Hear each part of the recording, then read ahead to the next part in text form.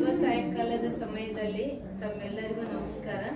ನಾವು ಈಶ್ವರ್ಯ ವಿಶ್ವವಿದ್ಯಾಲಯದಲ್ಲಿ ತಮಗೊಂದು ಸಂದೇಶ ಕೊಡಬೇಕು ಅನ್ನುವಂತಹ ವಿಚಾರದಿಂದ ನಾವಿಲ್ಲಿ ಬಂದಿದ್ದೀವಿ. ಆಮೇಲೆ ಇವತ್ತಿನ ದಿನ ಥ್ಯಾಂಕ್ ಯು ಮೇಡಮ್ ಅವರು ನಮಗೆ ಈ ಅವಕಾಶವನ್ನು ಕೊಟ್ಟರು. ಬಹಳ ಸಂತೋಷ ಇದೆ. ಅದಕ್ಕೆ ಪರಮಾತ್ಮನು ಇವತ್ತು ಈ ಜಗತ್ತಿನಲ್ಲಿ ತಿಳಿಸ್ಕೊಳ್ಳೋದು ಏನು ಅಂತಂದ್ರೆ, ವರ್ತಮಾನ ಜಗತ್ತಿನಲ್ಲಿ ಎಲ್ಲ ಕಡೆಗೂ ದುಃಖ ಅಶಾಂತಿ ಇದೆ. ಪ್ರತಿಯೊಬ್ಬರು 4 ರೂಪದ ವಿಚಾರಗಳನ್ನು ಮಾಡ್ತೇವೆ. Positive, negative, waste, necessary. 4 ರೂಪದ ವಿಚಾರಗಳಲ್ಲಿ ಹೆಚ್ಚು ಸಂಖ್ಯೆಯಲ್ಲಿ ಮಾಡುವಂಥದ್ದು ನೆಗೆಟಿವ್ ಮತ್ತು ವೇಸ್ಟ್. ನೆಗೆಟಿವ್ ಮತ್ತು ವೇಸ್ಟ್ ವಿಚಾರ ಮಾಡಿ ಮನಸ್ಸು ವೀಕ್ ಆಗಿರೋದ್ರಿಂದ ಸಣ್ಣ ಪುಟ್ಟ ವಿಚಾರಗಳಿಗೆ ಡಿಸ್ಟರ್ಬ್ ಆಗ್ತೀವಿ, ಸಿಡಿಮಿಡಿ ಆಗ್ತೀವಿ, ಕಿರಿಕಿರಿ ಆಗ್ತದೆ, ಟೆನ್ಷನ್ ಆಗ್ತದೆ, ಸ್ಟ್ರೆಸ್ ಆಗ್ತದೆ. ಆದ್ರಿಂದ ಸಕಾರಾತ್ಮಕ ಚಿಂತನೆ ಮಾಡುವಂತ ವಿಧಿಯನ್ನ ನಾವು ಜೀವನದಲ್ಲಿ ಅಳವಡಿಸಿಕೊಂಡಿವಿ ಅಂತಂದ್ರೆ ಈ ಎಲ್ಲವುಗಳಿಂದ ನಾವು ಮುಕ್ತ ಆಗೋದಕ್ಕೆ ಸಾಧ್ಯ ಆಗ್ತದೆ. ಇವತ್ತು ನಾವು ನೋಡ್ತಾ ಇದ್ದೀವಿ, ಪ್ರತಿಯೊಬ್ಬರ ಜೀವನದಲ್ಲಿ ಟೆನ್ಷನ್, ಸ್ಟ್ರೆಸ್, ಒತ್ತಡ ಇದು ಸಾಮಾನ್ಯವಾಗಿದೆ. ಯಾಕಂತಂದ್ರೆ ನಾವು ನಕಾರಾತ್ಮಕ ವೇಸ್ಟ್ ವಿಚಾರ ಮಾಡಿ ನಮ್ಮ ಮನಸ್ಸು ವೀಕ್ ಆಗಿರೋದ್ರಿಂದ ಸಣ್ಣ ಪುಟ್ಟ ವಿಚಾರಗಳು ಕೂಡ ನಮಗೆ ಭಾರ ಆಗ್ತದೆ. ಯಾವ ರೀತಿ ಆರಾಮಿರುವಂತ ವ್ಯಕ್ತಿಗೆ 1 ಗ್ಲಾಸ್ ನೀರು ಕೊಡಪ್ಪ ಅಂದ್ರೆ ಕಷ್ಟ ಆಗ್ತದೆ. ಆರಾಮಿರುವಂತ ವ್ಯಕ್ತಿ ಮತ್ತೇನ್ ಬೇಕು ಹೇಳ್ರಿ ಮಾಡ್ತೀನಿ ಅಂತಾನೆ. ಯಾಕಂದ್ರೆ ಇಬ್ಬರಿಗೂ ಕೆಲಸ ಒಂದೇ. ಅವ್ನು ವೀಕ್ ಇರೋದ್ರಿಂದ ಭಾರ ಅನಿಸ್ತದೆ, ಶಕ್ತಿ ಇರೋದ್ರಿಂದ ಹಗುರ ಅನಿಸ್ತದೆ. ಅದೇ ರೀತಿ ನಮ್ಮ ಮನಸ್ಸು ವೀಕ್ ಆಗಿರೋದ್ರಿಂದ ಇವತ್ತು ಪ್ರತಿಯೊಬ್ಬರು ಒತ್ತಡದಲ್ಲಿದ್ದಾಗ ಮನೆಯಲ್ಲಿಯೂ ಒತ್ತಡ, ಆಫೀಸಲ್ಲೂ ಒತ್ತಡ, ಜೀವನದಲ್ಲಿ ಒತ್ತಡ, ಸಮಾಜದಲ್ಲೂ ಒತ್ತಡ ಇರೋದ್ರಿಂದ ಇವತ್ತು ಜಗತ್ತಿನಲ್ಲಿ ಶಾಂತಿ ನೆಮ್ಮದಿ ಅನುಭವ ಮಾಡೋದಕ್ಕೆ ಆಗ್ತಾ ಇಲ್ಲ. ಏನ್ ಮಾಡಿದ್ರಿ ಎಲ್ಲಾನು ಇದೆ, ಅಲ್ಲಿ ಟೆನ್ಷನ್ ಇದೆ, ಏನ್ ಮಾಡಿದ್ರಿ ಎಲ್ಲ ಇದೆ, ಕಷ್ಟ ಇದೆ, ಅನೇಕ ರೂಪದಿಂದ ಎಲ್ಲರೂ ಅದನ್ನ ಅನುಭವ ಮಾಡಿಸ್ತೀವಿ. ಅದರಿಂದ ಮುಕ್ತ ಆಗ್ಬೇಕು ಅಂತಂದ್ರೆ ಇಡೀ ದಿನದಲ್ಲಿ ಒಂದು ಅರ್ಧ ಗಂಟೆ ನಾವು ಮೆಡಿಟೇಷನ್ ಮಾಡ್ಬೇಕಾಗ್ತದೆ. ಮೆಡಿಟೇಷನ್ ಅರ್ಥಾತ್ ನಾನು ಈ ದೇಹ ಅಲ್ಲ, ಚೈತನ್ಯ ಶಕ್ತಿ ಇದ್ದೇನೆ. ನಮ್ಮೆಲ್ಲರಿಗೂ ತಂದೆ ಒಬ್ಬನೇ ಇದ್ದಾನೆ. ಇಡೀ ಜಗತ್ತು ಒಂದು, ಜಗತ್ತಿಗೆ ಮಾಲೀಕ ಒಬ್ಬನೇ. ಆ ಮಾಲೀಕನಿಂದ ನಾವು ಪರಮಾತ್ಮನಿಂದ ಎಲ್ಲವನ್ನು ತಗೊಳ್ಳೋದಕ್ಕೆ ಸಾಧ್ಯ ಇದೆ. ಅದಕ್ಕೆ ಪರಮಾತ್ಮನಿಗೆ ಶಾಂತಿಯ ಸಾಗರ, ದಯಾ ಸಾಗರ, ಕರುಣಾ ಸಾಗರ, ಕ್ಷಮಾ ಸಾಗರ, ದುಃಖವನ್ನ ದೂರ ಮಾಡಿ ಸುಖವನ್ನು ಕೊಡುವಂತವನು ಅಂತ ಹೇಳ್ತೀವಿ. ಅದಕ್ಕೆ ನಮಗೆ ಇಲ್ಲದೆ ಇರುವಂತದ್ದು ಕೊಡುವವರು ಯಾರು ಅಂತಂದ್ರೆ ಮನುಷ್ಯರು ಯಾರು ಕೊಡೋದಕ್ಕೆ ಮನುಷ್ಯನ ಹತ್ರ ಇಲ್ಲ. ಕೊಡುವಂತವ್ರು ಯಾರು ಅಂತಂದ್ರೆ ಪರಮಾತ್ಮ ಒಬ್ಬರೇ ಇದ್ದಾರೆ.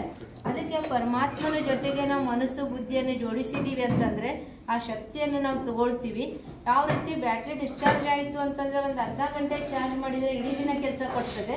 ಹಾಗೆ ನಾವು ನಮ್ಮ ದಿನದ ಒಂದು ಅರ್ಧ ಗಂಟೆಯನ್ನು ಬೆಳಗಿನ ಸಮಯ ಆಗಲಿ ಅಥವಾ ಸಾಯಂಕಾಲ ಆಗಲಿ, ಬೆಳಗಿನ ಸಮಯ ಇದ್ರೆ ಒಳ್ಳೆಯದು.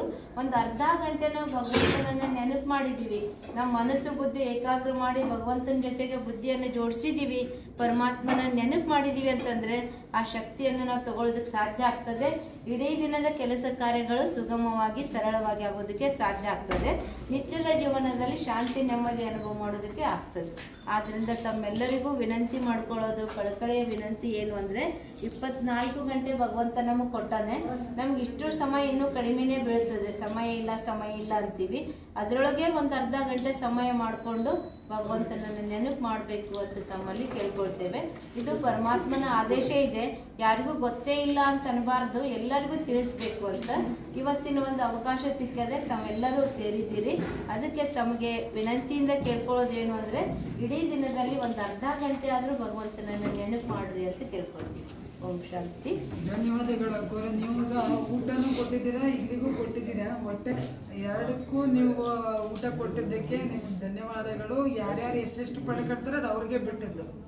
ಬಟ್ ನಿಮಗೆ ನೀವು ಕೊಟ್ಕೊಳ್ಳೋ ಸಮಯ ಅವ್ರು ಹೇಳೋದು ಅರ್ಧ ಗಂಟೆ ಅಂದರೆ ಬೇರೆಯವ್ರಿಗೆ ಅಂತ ಅಲ್ಲ, ನಿಮಗೆ ನೀವು ಕೊಟ್ಕೊಳ್ಬಹುದಾದ ಸಮಯನ ಅವ್ರು ಅರ್ಧ ಗಂಟೆ ಅಂದರು.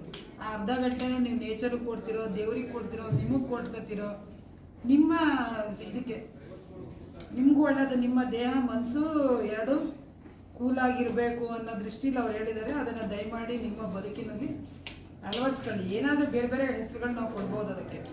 ಇದು ನಿಮ್ಮ ವೈಯಕ್ತಿಕ ನಂಬಿಕೆಗಳು, ಆಚಾರ ವಿಚಾರಗಳಿಗೆ ಸಂಬಂಧಪಟ್ಟದ್ದು. ಆದರೆ ಅರ್ಧ ಗಂಟೆ ಮೆಡಿಟೇಷನ್ ಮಾಡಬೇಕು ಅನ್ನೋದು ಯೂನಿವರ್ಸಲ್ ಟ್ರೂತ್. ಅದನ್ನು ಡಾಕ್ಟ್ರು ಹೇಳ್ತಾರೆ, ಮನೋವೈದ್ಯರು ಹೇಳ್ತಾರೆ, ಶಾಸ್ತ್ರಗಳು ಹೇಳ್ತವೆ, ವಿದ್ಯಾವಂತರು ಎಲ್ಲರೂ. ನೀವು ಯಾರನ್ನು ಕೇಳಿ ನೀವು ಏನು ಮಾಡ್ತೀರಾ ಒತ್ತಡ ನಿವಾರಣೆಗೆ ಅಂದರೆ ನಾವು ಧ್ಯಾನ ಮಾಡ್ತೀವಿ, ಮೆಡಿಟೇಷನ್. ಅದು ಬೇರೆ ಬೇರೆ ರೂಪಗಳಿರ್ತವೆ. ನಿಮ್ಗೆ ಯಾವ್ದು ಅನುಕೂಲ ಅದನ್ನು ಮಾಡ್ಕೊಳ್ಳಿ. ಅದು ಖಂಡಿತ ನಮ್ಮ ಬದುಕನ್ನು ಬದಲಾಯಿಸುತ್ತೆ ಒಳ್ಳೆಯ ಕಡೆಗೆ. ಅದಕ್ಕಾಗಿ ನಮ್ಮ ಇದು ತಟ್ಟೆಗೂ ಊಟ ಕೊಟ್ಟಿದ್ದೀರಿ, ಮನಸ್ಸಿಗೂ ಊಟ ಕೊಟ್ಟಿದ್ದೀರಿ.